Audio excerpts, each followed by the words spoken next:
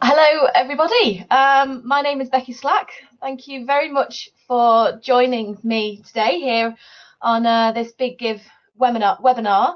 I can see that we've got a fair number of attendees, so thank you very much for giving up your valuable time to listen to me today. We are going to be looking at how to secure PR for your charity.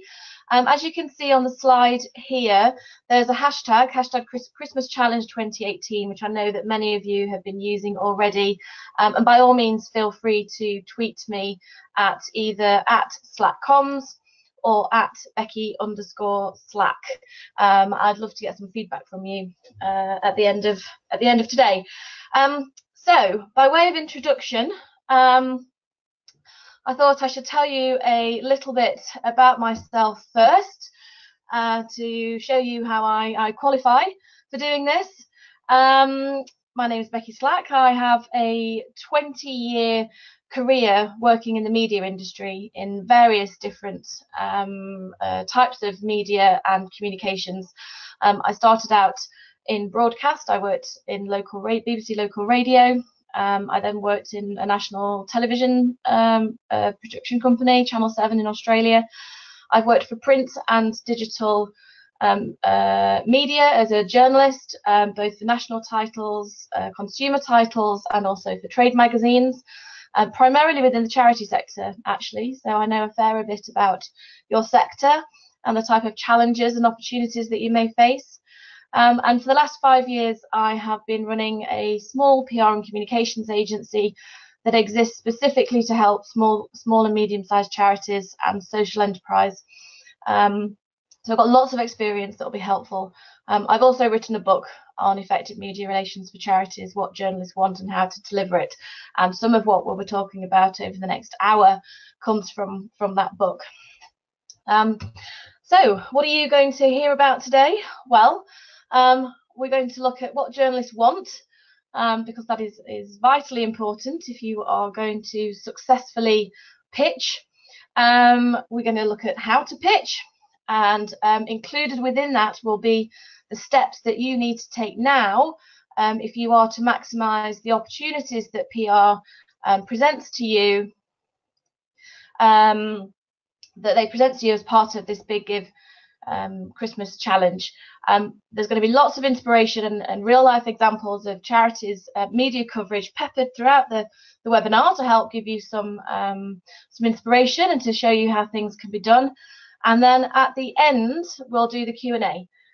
So if you have any questions at all, please email them to me, send them to me via the questions function via this webinar software, and I can see those and I'll save them for the end. And answer them all at the same time then. But by all means, do send the questions throughout the webinar. So where shall we begin? Let's begin with some inspiration. So I've got 3 different examples of media coming up. This first one here is FareShare, the food waste charity, and the Telegraph. They're part of the Christmas charity appeal for the Telegraph last year.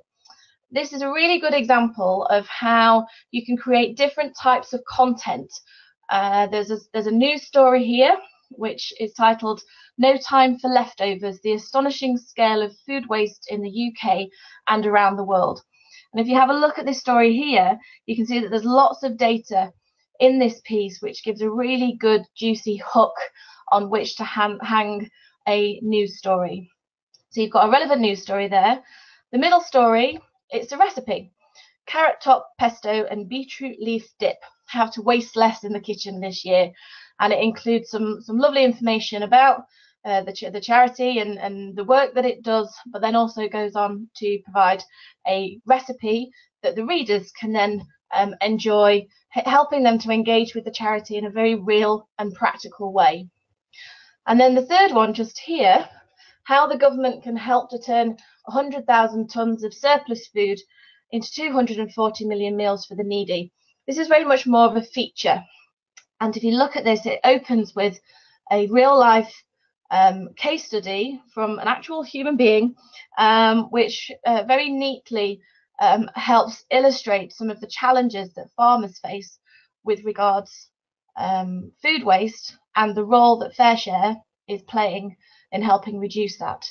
So we've got one charity, one publication, 3 different types of content.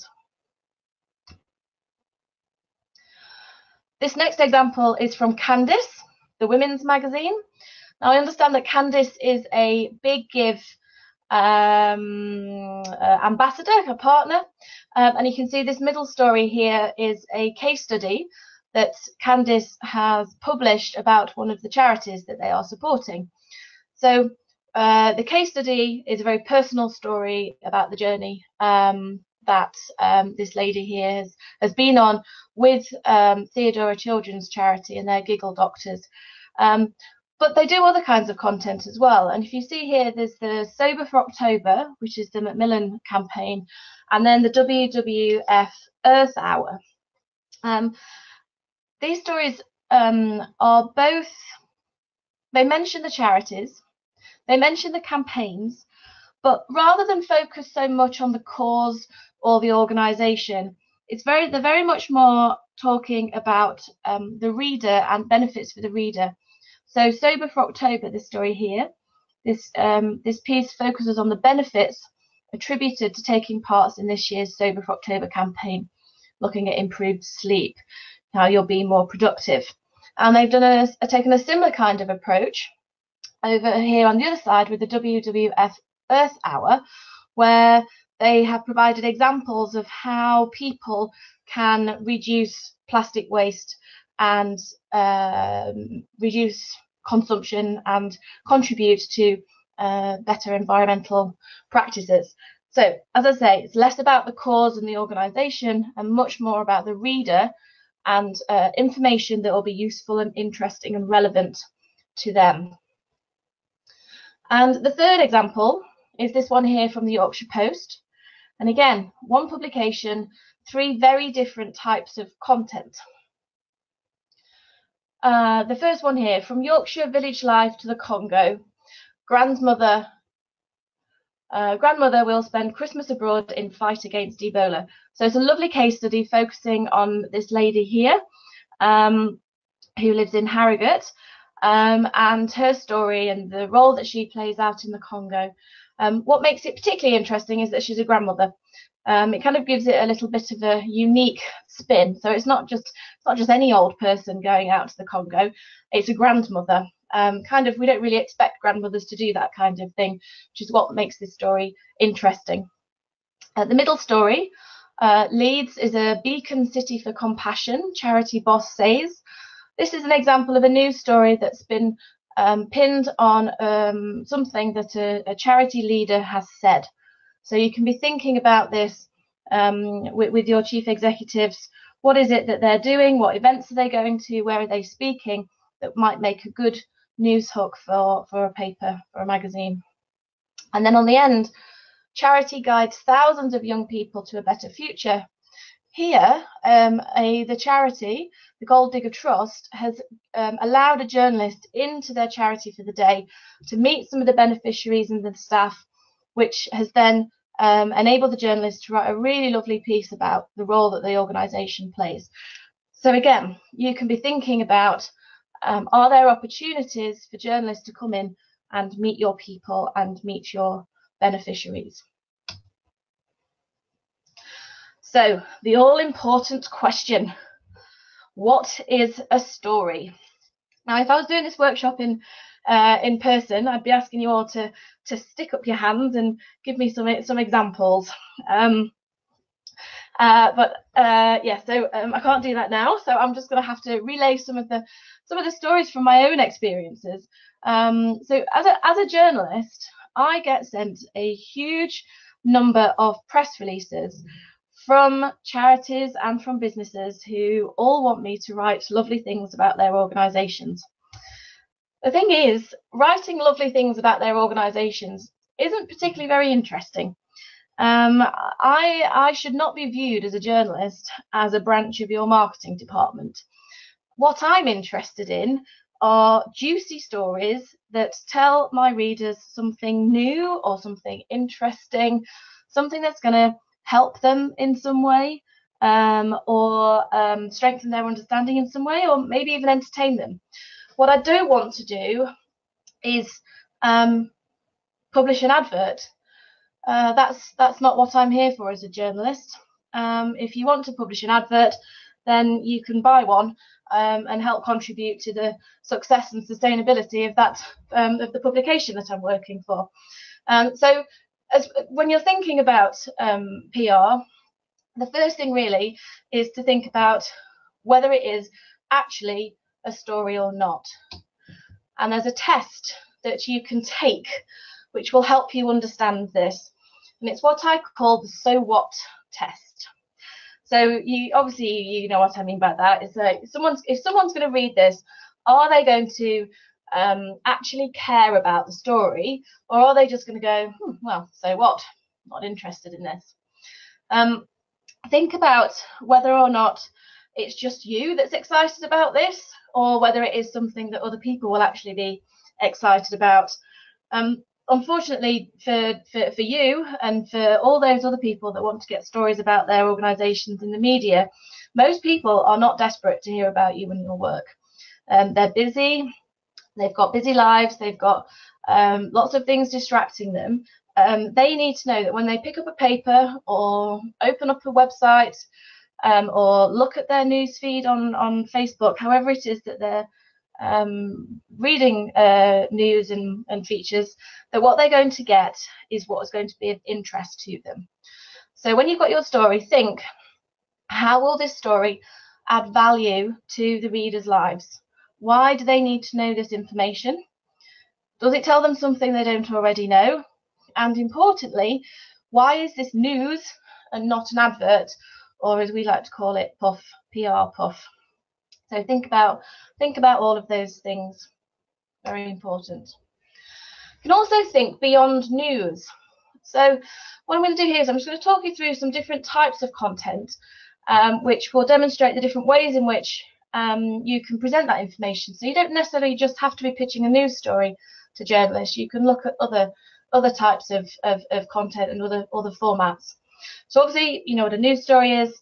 It's an article that reports information that was not previously known. The clue is in the title. It's new, it's news. Features are those types of articles or programs that they tend to be a bit longer. They've normally got some analysis in there. They've normally got case studies and quotes from people, much more detail.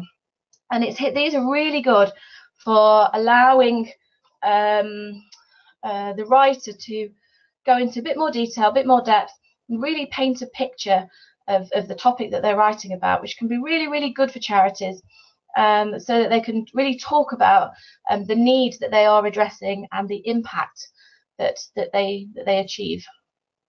Op-eds, these are opinion pieces or blogs providing personal comment on a particular issue. We've all seen these in The Independent, Indie Voices, for example, or the Huffington Post has a lot of opinion pieces and blogs. The key to these being really successful is two things. One is that they really need to be full of opinion. You cannot play it safe with an opinion piece. You can't be boring. You can't say something that's safe. You need to make sure that you are being opinionated. Again, as with news, the clue is in the title. It's an opinion piece. So think very carefully about what it is you want to say and whether you are prepared to say it. Will it impact on your relationships with other organisations or with other individuals? So think carefully about that. If you're not willing to stick your head above the parapet a little bit, then opinion pieces probably aren't for you. The other thing with opinion pieces is that they tend to be pegged to things happening out there in the wider world. So say, for example, the government issues a report on the state of care for older people, and you're a charity that delivers care for older people. That's a really good opportunity for you to pitch an opinion piece out. NIBS, that stands for News in Brief. which are the kind of short little paragraphs of copy that you see in newspapers, normally in a column down the left-hand side or right-hand side of the page. A nib, you can also include lists. I don't know if you've seen BuzzFeed. When that first started in particular, it was all about the list. Everyone loves a list. They're very shareable. What's hot, what's not, statistic of the day, a photo and a caption. These kind of more fun, light-hearted, shorter pieces would kind of fit into this category. And then you've got case studies, which are real life stories of actual human beings. And I've been a bit flippant and said actual human beings, but I have been in a situation before where somebody tried to offer me a case study of a made-up person, which wasn't really ideal. So I would suggest that you don't do that.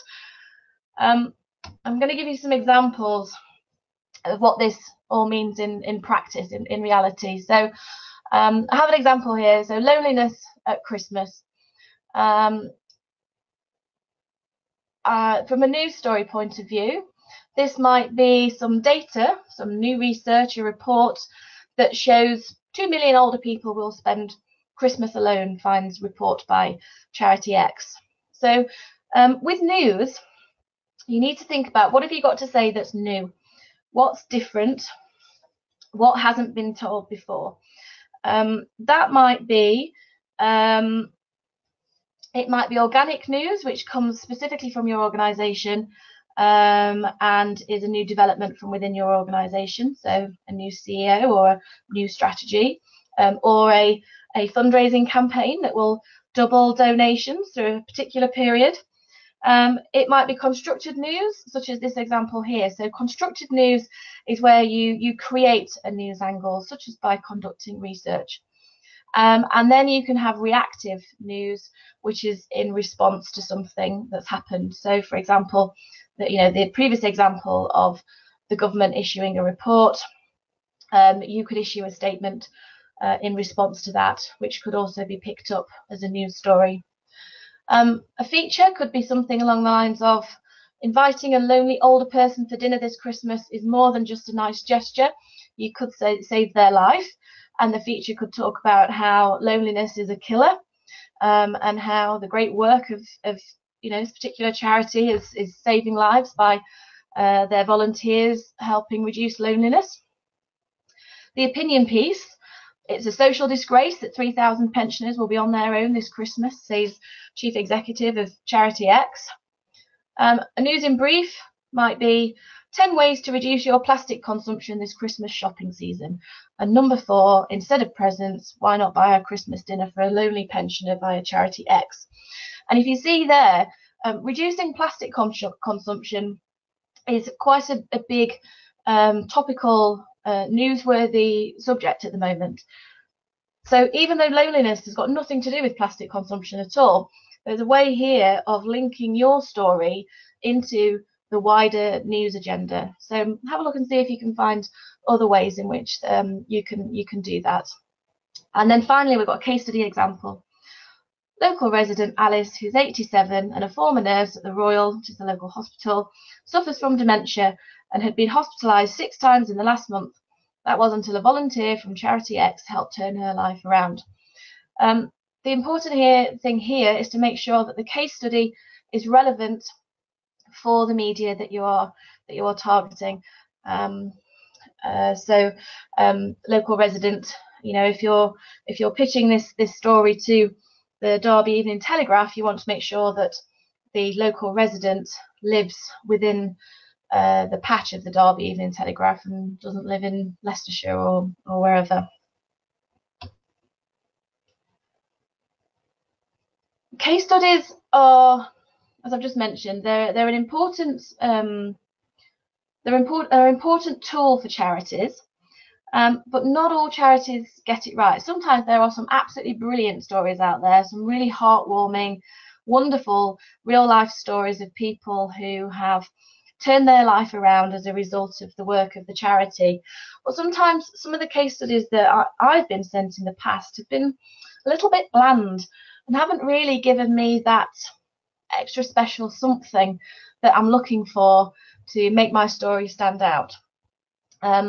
So your case study, it could be on a service user, it could be on one of your staff members or a volunteer. The important thing is that it's a human being at the centre of it, or potentially an animal if you're an animal charity. But humans are kind of people like to read about other people, just as they like to give to people, not to organisations. They like to read about people. They like to know about what's going on in people's lives. So anything you can do to humanise your stories is a good thing. They don't have to have turned their life around yet, but it does help. Usually the journalist will want to interview them or meet them.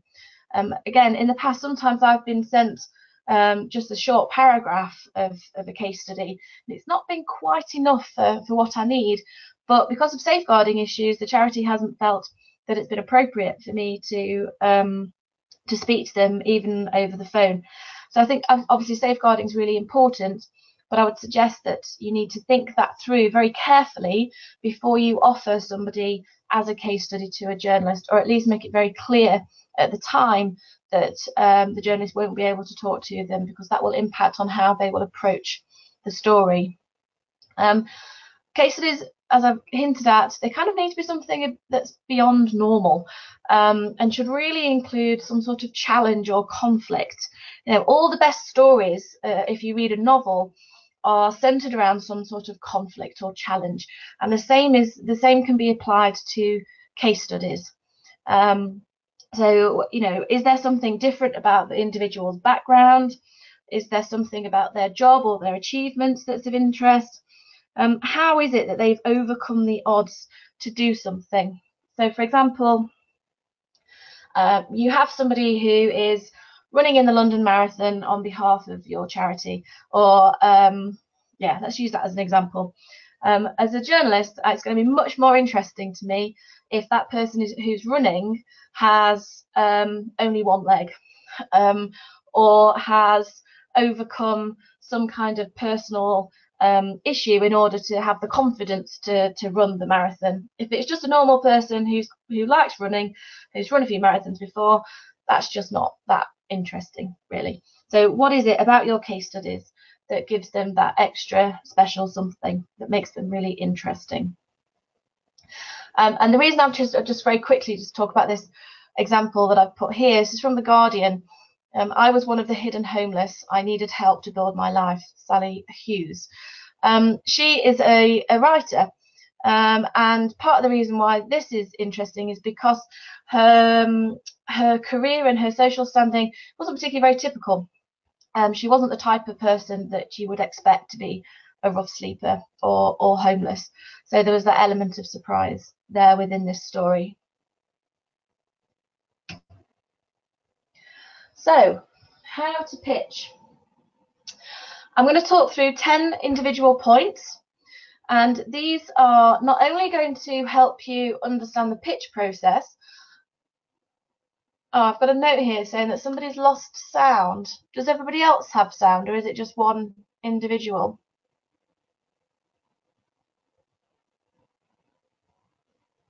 Can anybody else? Rachel, are you listening? Can you see? Do you have sound, Rachel?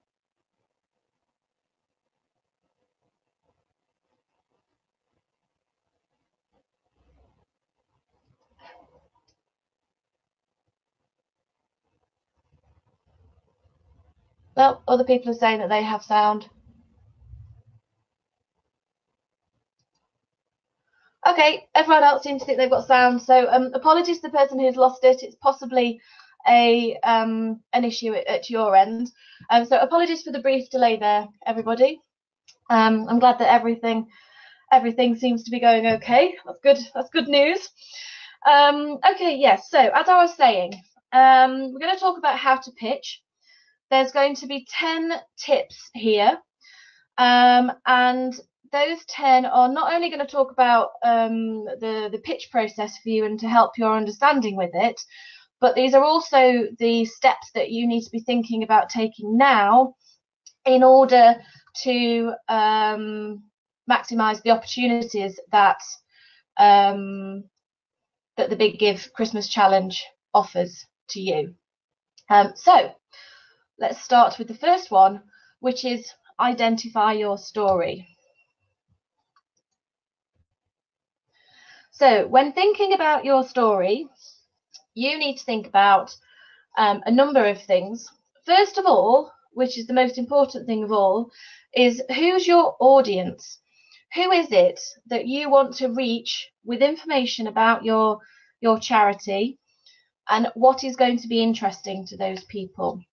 So just a quick point to say that the general public, if that was your immediate thought, the general public doesn't really exist. There are so many groups within groups within groups within the general public. So think, really boil it down. Are you interested in people who have families? Is your audience young or old? Are they male or female? Where do they live? What do they do for a living? Why are they going to be interested in your organisation and what you have to say? What story from inside your organisation and the beneficiaries that you reach is going to be interesting? And then, as we've been talking about, apply the so what test. Why will people care about your story? Why should they take the time out of their busy day to read your story as opposed to somebody else's? Then think about the content of that story. So do you perhaps know something that others don't? Have you got some really juicy data that might be interesting? If not data, then do you have a really, really good story that helps back up something that's been happening outside in the big wide world? Who are the people that are involved? And what have you got to say about this particular story? How will this story generate debate, advance the conversation, get people talking, whether it's talking and the shock and horror of whatever it is you've just said, or talking about how lovely that story was and how beautiful it was and the difference that you've made. There was a story on, I was listening to Woman's Hour this morning on BBC Radio 4. I don't know if anybody else caught it.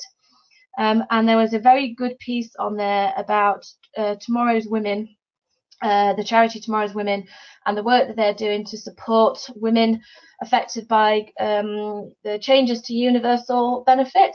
And in particular, they focused on how an increasing number of women are turning to prostitution because they haven't got enough money, because their benefits have been either delayed or changed in some way.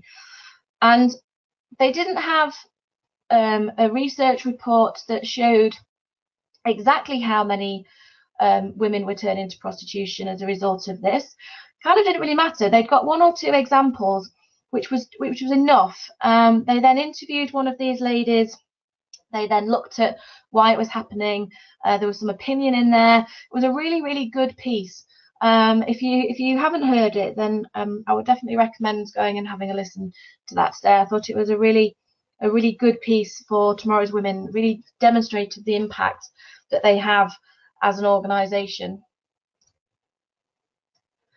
I want to talk a little bit about the double donations focus of the Big Give Charity Challenge, and how to make this the story that you pitch out there. There's three different examples here. You can make the fact that your donations are going to be doubled the focus of your press release. You can do that. The only thing I would say about this is that it's only really going to be of interest to the local media. It's only really local media that's going to care about the fact that your donations are going to be doubled. It's unlikely that that the national media or a women's magazine is really going to care about that. So by all means, make it the focus of your press release. But if you want to go beyond your local media, you are going to have to think of something a bit more meaty to add to it. If you decide to go with a slightly different angle, Let's say you have some data that you want to put out there, but you also still want to mention the double donations. You could do something such as mentioning it in the quote. So I've got an example here. The CEO of Charity X said, "It's a travesty. So many people will be alone this Christmas. This is why we're delighted that all donations made to us will be doubled so that we can reach even more people who need us." So that way, if the journalist then lifts the quote from the press release, there's a good chance that they might also include that particular information about the double donations. And you can also weave it into any articles you write. So say, for example, you produce a opinion piece for the Huffington Post, feeding in a quote or two about the double donations is a nice way to include this information without it being the overall focus of the piece. And with my fundraiser hat on, don't forget to mention the impact that any donations will have. It's really important that you show the reader, whoever it may be, just how important that money is to your beneficiaries. And I say to your beneficiaries rather than to you as an organisation, because it comes back to that point about people giving to people, not to organisations. People want to give money and to know that when they do that, it's going to be used to change somebody's life. So make sure that's going to be really clear in whatever it is that you say.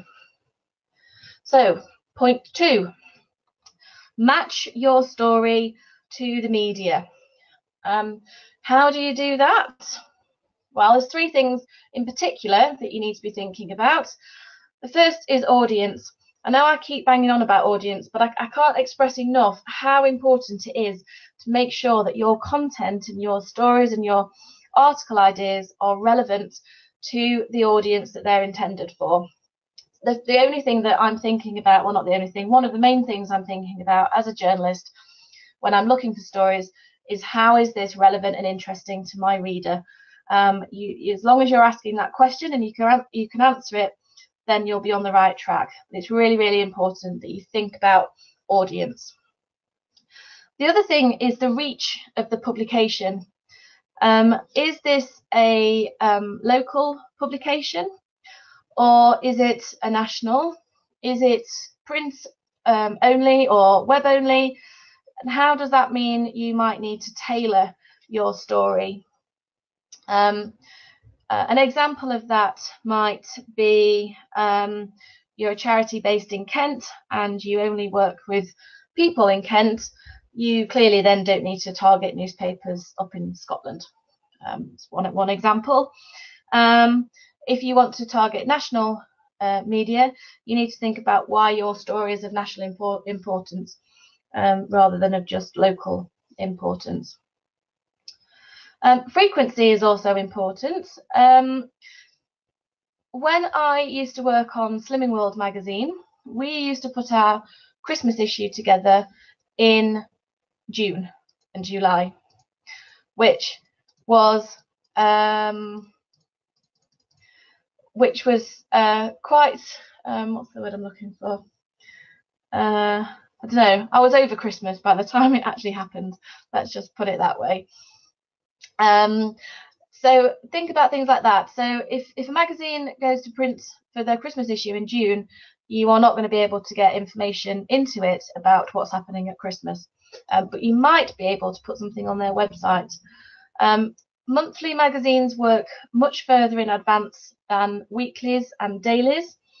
So have a think about the publication schedule for the magazines and newspapers and media in question, and then tailor your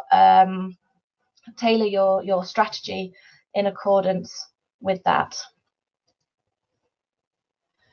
So here's an example of how one charity managed to target 3 different types of media with the same story and how it was covered differently.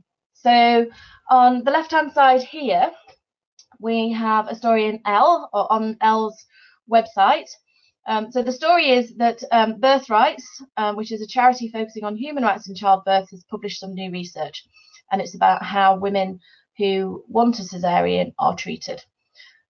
So Elle did a news story. There's a picture there of a pregnant woman. They also, the opening line is, when you're in labour and wanting to prioritise the health of both you and your baby. So they're very much speaking to the reader of Elle, which is a woman. They've included a poll here. Do you think everyone should have the choice of a C-section? So they've tried to encourage their reader to interact with this as a story. By comparison, the Nursing Times, which is a trade magazine for nurses, the approach there is that they've published this story from the perspective of the nurses. Down at the bottom, you've got The Guardian, which has taken a much more general approach to cater for a much broader audience. It says here, 1 in 6 NHS trusts do not offer cesareans on request, says Charity. Birthright suggests blanket bans could be incompatible with human rights law. So it's a much more general approach to this story, and there's a case study which I've included a copy of next to it, which featured much further down the story. So that, as you can see, it's the same story, same charity, but 3 different approaches in 3 different publications. So next, you've got your story. You think you've identified the media. It's now is time to sort of test your story's strength. So when you test it, before you start pitching the story out, have a think about what the potential headlines are that you could create, or that journalists might want to create, from the information that you're putting out there.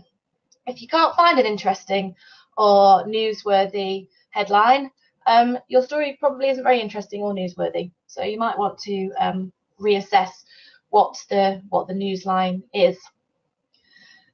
Will this story be of interest to the media you've selected? You can try and understand that by looking at the different types of content that they've published in the past. If they've never covered anything like the story that you're pitching to them before, then it's probably unlikely that they're going to want to cover your story now. So have a look at the previous stories and see if they do like that type of content. The next point is very important. Has this story been covered before? If you are, what are you saying that is new or different? This is really important. No journalist wants to keep repeating the same old story. It's really boring. People won't want to read it. The only area where this is slightly different is if you're pitching an opinion piece and you want to hang your opinion piece off of a news story. The Independent Voices, for example, my friend and colleague Hannah Fern is the editor there, and she says that she always looks for opinion pieces that link with the news agenda, and importantly, which can be turned around really quickly. So again, if you want to pitch that type of content, make sure you're ready for it. Which leads me neatly into the final point of this, which is the key components. Can you actually deliver all that you promise in terms of data, opinion, case studies, etc.? This is really, really important. I can't emphasize this enough, really. There's been a number of times where I've been working with charities or with businesses, and they've wanted me to do a story, and I've thought it's been really interesting, but I've really wanted a picture to go with it, and there's not been one. Or I've really wanted some audio or a video or something to go with it, and there hasn't been that, or they've implied that there is, and then actually they can't deliver it. Or as I've indicated before, with case studies, if you're going to promise a really interesting case study, then make sure that I can actually have access to them, so that I can speak to them. So making sure that you deliver what you promise is really important. Then you need to identify the journalist. Again, this will depend on the type of media that you are pitching to. If you are pitching to a news desk, is there a particular journalist that will cover that particular story? Quite often journalists will be given a patch. So it might be a region of the country, or it might be a particular sector. You know, who is it that writes about your area, your cause, the type of story that you're wanting to pitch. You might not necessarily want to pitch to the editor. It depends very much on the size of the publication or the media that you are pitching to.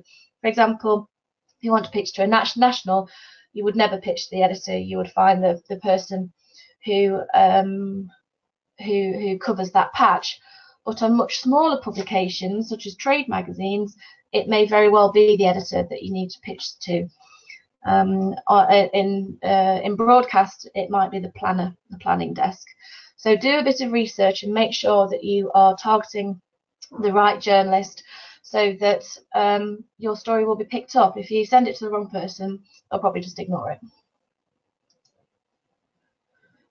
Then you need to make the approach, and then you need to follow up on the approach, and then you need to follow up again. And I've kind of grouped this all together because making the approach and following it up, it all feeds neatly into the same thing, which is how to pitch successfully.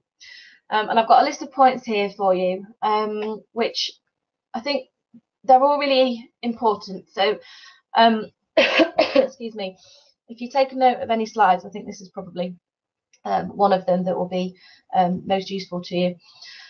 So, how do you pitch? How do you make that approach to journalists? Some PR consultants and people who work in PR teams and work in comms will insist on doing tailored approach to individual journalists all the time, and that can be a really successful way of doing things. Others prefer to send out a blanket email to lots and lots of journalists all at the same time. They can both work, and they do work. Personally, I prefer to do a mixture of the two, where I might send a press release out to a large number of journalists, and then I will make tailored approaches to a handful of them. That way, I can aim for pick up in media that might not be my primary or priority media, so I'm still getting the coverage, but then I can spend my time really wisely and carefully making very relevant, tailored approaches to the journalists that I care about the most. Be persistent. Journalists are really busy. There's never enough people who work with them, so they're always trying to do the job of 10 people, and they also get pitched at constantly. There's a statistic here. This is from a white paper by Agility PR Newswire, which is a database of journalist contacts, and their research has showed that nearly half of all journalists receive more than 25 email pitches a day, but actually they only produce less than 25 pieces a month. So how, they have to pick the very best stories from all of those pitches that they receive, and pick the ones that they think are going to be the most successful and the best for their readers. So you've got lots of competition. Add to that all the other emails that journalists will receive. I remember when I was editor of Charity Insight magazine, I would receive up to probably 200, 250 emails a day of people wanting to give me information, wanting me to write about them, asking me questions, this, that, and the other, newsletters and various different meeting requests and event invitations and all the rest of it. So it's incredibly difficult to keep on top of your inbox when you get that many emails a day. So, expect your email to get lost and not to be picked up, and make sure that you follow up several times. You can try following up by phone. It entirely depends on the journalist in question as to whether they'll answer it. I quite often don't answer my phone. I know lots of my colleagues don't, but I know that those people who work on news desks do. So, be persistent, keep trying, and try contacting them in more than one way. Point 3 is to be real. Keep it real. Distribution sent from a named email account rather than a generic one experience higher open rates. So don't send it from info@BigGive, for example. Send it from Rachel@BigGive. You're much more likely to get your email opened that way. Be relevant. Journalists are busy. They don't necessarily need to be coddled. So by this, I mean that you don't necessarily need to send lots of kind of fluff at the beginning of the email asking them if they're okay and having a good day. Some of them like it, others don't. It is possible for you to just send the release if you've got a good subject line and the subject is relevant to them. You know, they will open it without all of the nice fluffy stuff at the top. Include all the necessary information. Because journalists are so busy, the last thing they want to be doing is they've got this really great story in front of them. They've got a million things to do before deadline at 5 o'clock. They don't want to have to make phone calls to your organisation to chase for more information. So make sure you include as much as possible in the press release, along with any links to more information, quotes, photos, particularly high-res photos. That's always really important. If you don't want to include it all in the email, you can create a Dropbox link and fill it with everything that they might need, making sure that your images are high-res. This is really, really important. Again, on numerous occasions, I've been sent images that are less than print quality, and I just can't use them. And then it means I can't use the story, and it means that at the last minute I'm having to find something else to replace it. So that's a really, really important point.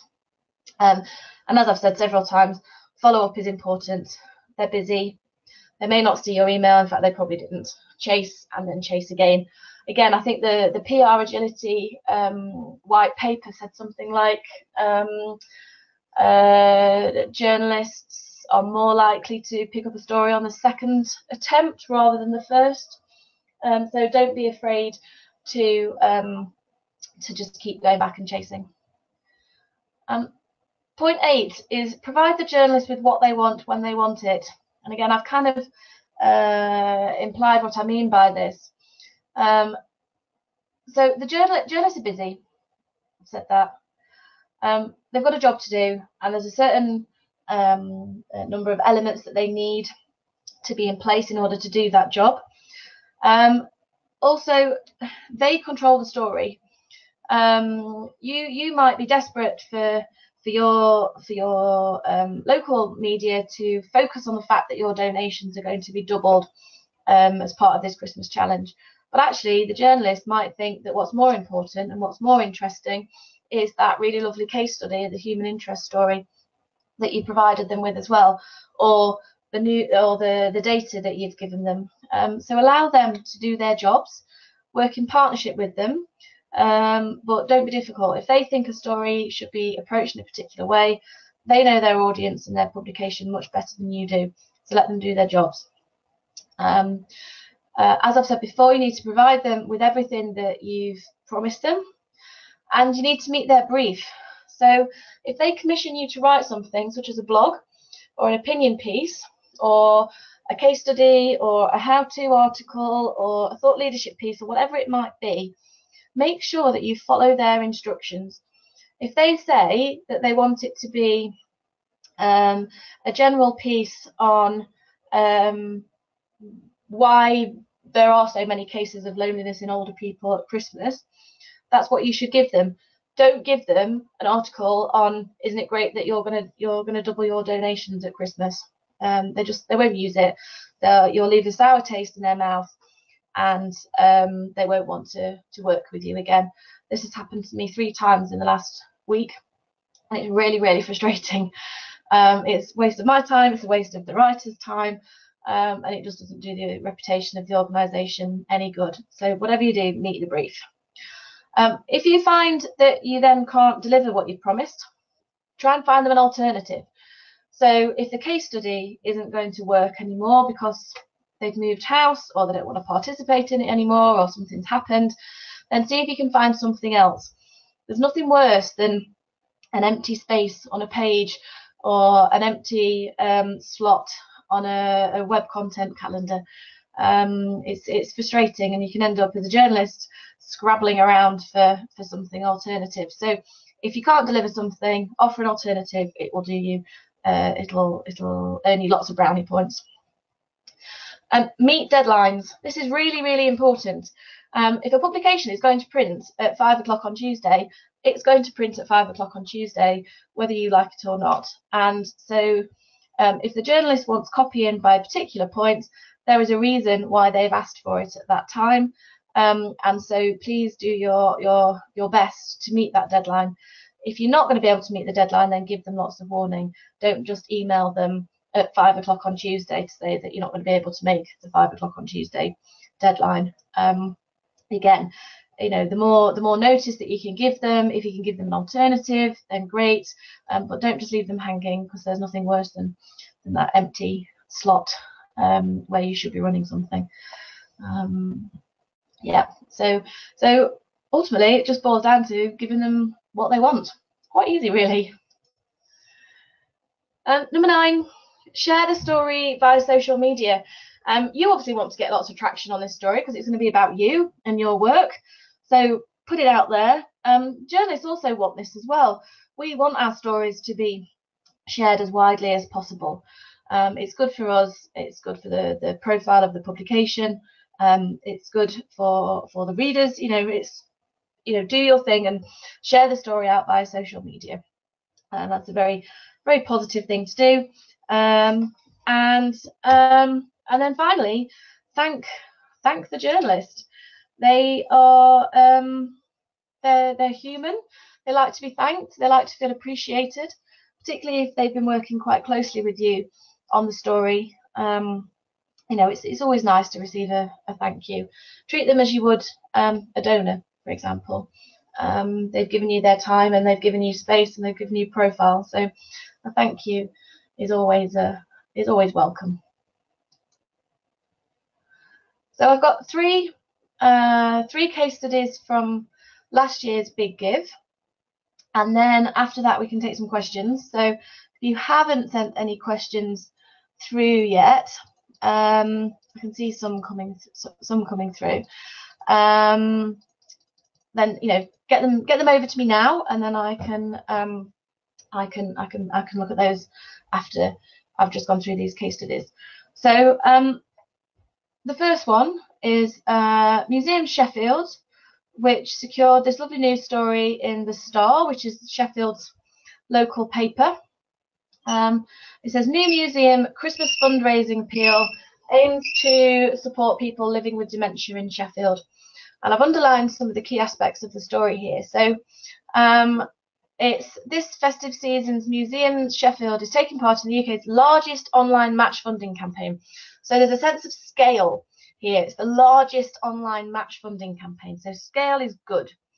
They've got a new fundraising appeal aiming to raise £4,000 for a new project to enrich the lives of people living with dementia in Sheffield. So it's very local. It's talking about people in Sheffield. It then goes on to describe what the Big Give Christmas Challenge will support. And then underneath this, talks about statistics in Sheffield, the number of people who are diagnosed with dementia. It talks about the impact that dementia has on people's lives. And then it goes on to talk about what the new dementia-friendly cafe programme will do. And there's a picture there of some older people, I think, at one of the cafes. So you've got the scale, with it being the largest online match funding campaign. It's very, very local. It talks about people in Sheffield, and it's got some very Sheffield-specific information. And it also talks about the impact that the match funding and the charity will have. So that's a really nice news story for local media. This next one is Baby Lifeline, and it's an opinion piece on the Huffington Post for their Parent Voices section. And it's from the founder of Baby Lifeline. It's called What Needs to be Done to Make Childbirth Safer. So it's quite a provocative headline.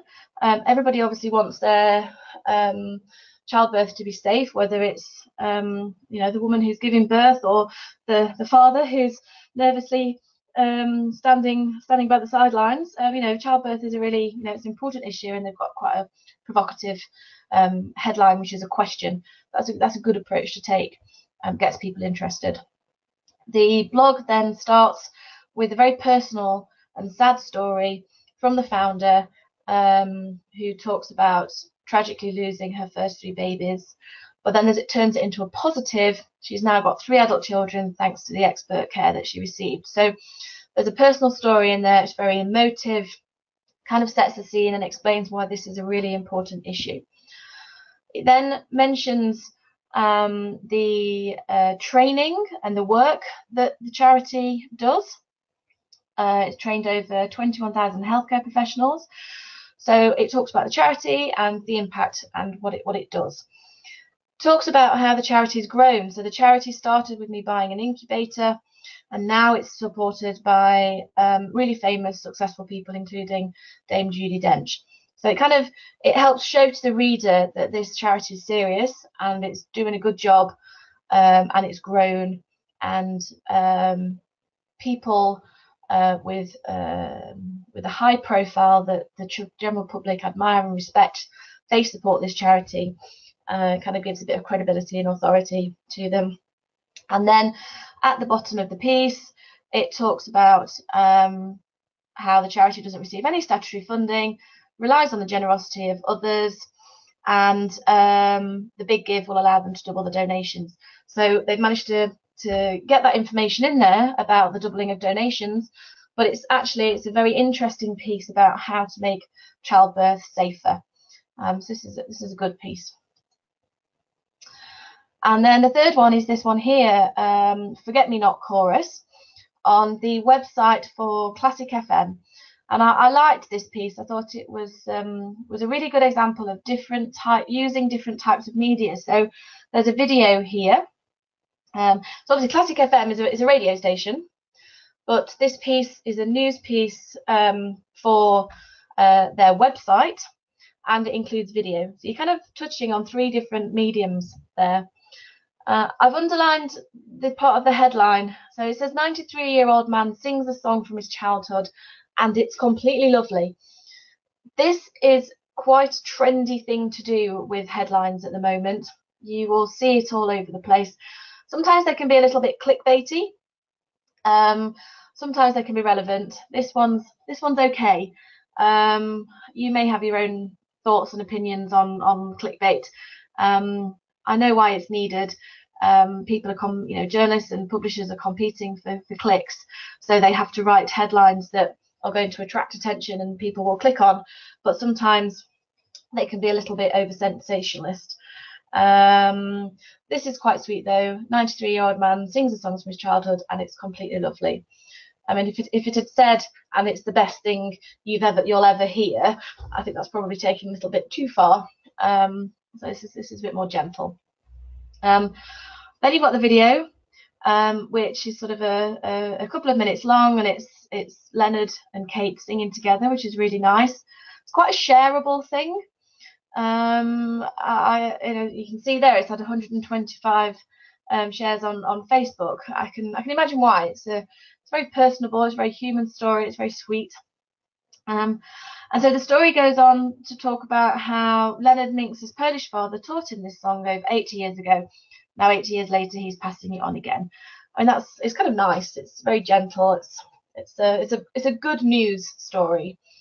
They've included the translated words. They've included a really nice case study about Leonard as an individual and his story and where he's lived and what he did with his life. And then it goes on to talk about what is the Forget Me Not Chorus. So there's a good plug for the organisation in there as well. And again, at the bottom, it talks about how donations will be doubled. So this is a really good example of a story that focuses on a case study, but also mentions the doubling of donations at the bottom.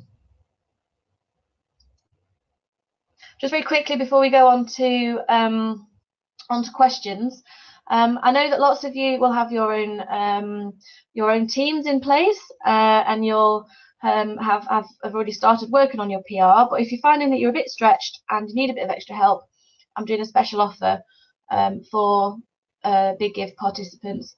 I've normally charged £600, but for you lovely people, I've halved it. I do only have 3 spaces available though, and what I will do is I will work with you on your PR from now until the end of the campaign.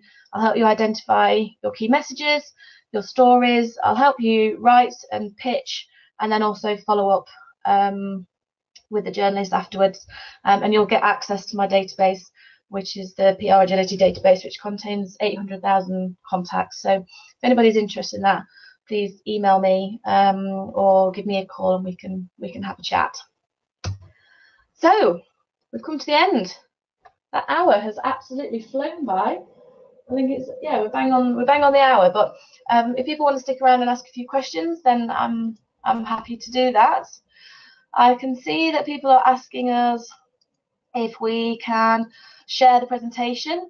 Yes, I can definitely do that. I think it's been recorded, so the session will be sent out. The team at the Big Give are going to send it out, and also I'm going to provide a PDF of the presentation. So I think if anybody wants it, they should get in touch with the Big Give and ask them. Somebody's saying, for those of us who don't have access to databases like Gorkana, are there any other low-cost, free ways to research, find journalists aside from Google and social media?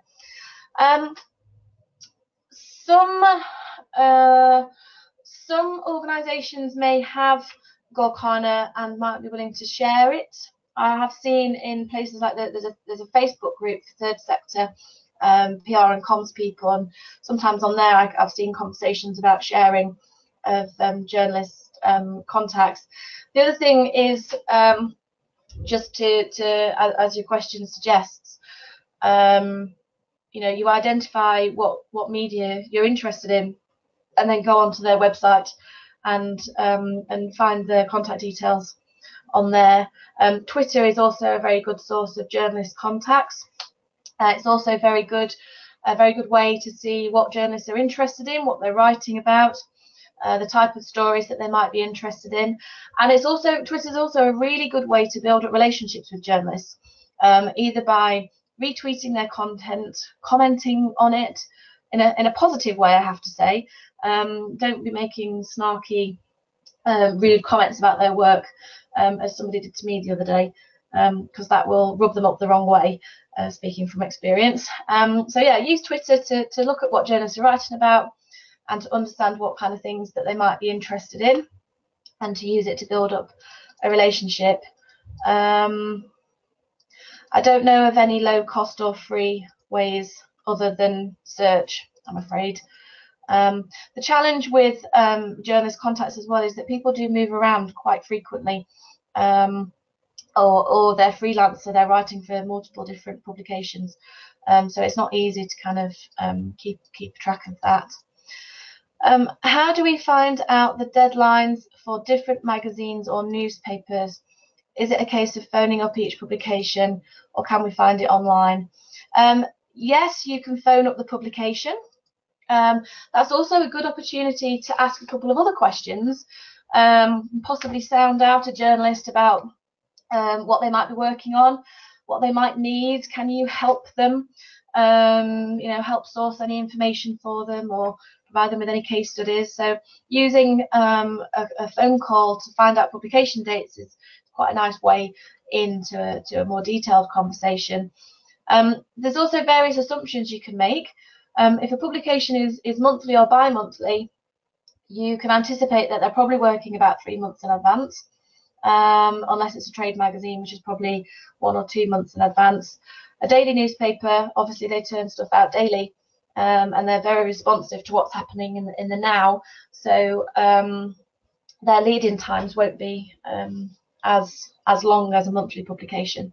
But yes, the best thing to do is to have a think about what media you want to target, look at what their publication dates are, and you can kind of make an assumption from that. The other thing to also think about with lead-in times is how quickly you can turn around a lot of the stuff. So if you're offering an interview with somebody, but they're only available on Tuesdays once a month, you need to factor that into your planning schedule.